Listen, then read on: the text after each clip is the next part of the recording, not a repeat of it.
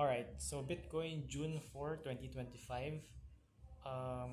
Mag-update lang tayo. So as of now, nakita natin is forming symmetrical triangle sa 4 hours time frame si Bitcoin. And after ng wait lang.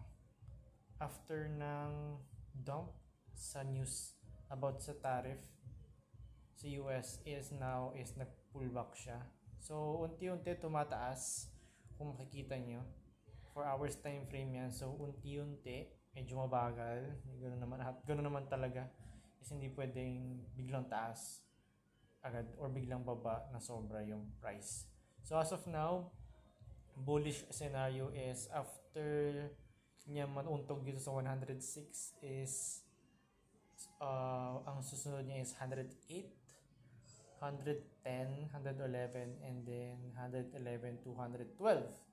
Pero kung bearish scenario naman, kung hindi siya babasag pataas, babasag siya pababa and mapupunta siya dito around 102 to 101. So as you can see, meron ako nilagay na alert dito. Pag nag-touch dito is babay long ako. Okay. So dito naman MACD, mukhang yumuyuko na, nagkakaroon na ng pagkonti ng volume. And dito sa RSI, muntik ng unti-unti ng magko-cross just like MACD. So tingnan natin for the next few hours, few days kung anong mangyayari. Check naman natin si Ethereum. Ayan, so Ethereum is nasa loob lang ng rectangle.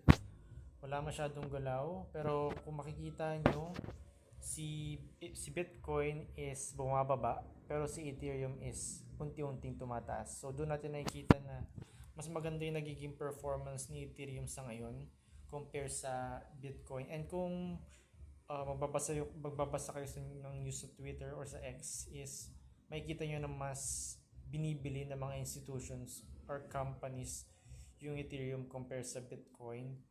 Kumbaga pag nagbebenta sila ng Bitcoin is bumibili sila ng Ethereum. So magandang sign yun for altcoin season kasi si Ethereum yung magdadala sa altcoin season. Pag hindi nag-pump si Ethereum, baka hindi matuloy yung altcoin season dahil ito yung pinaka mother of all altcoin.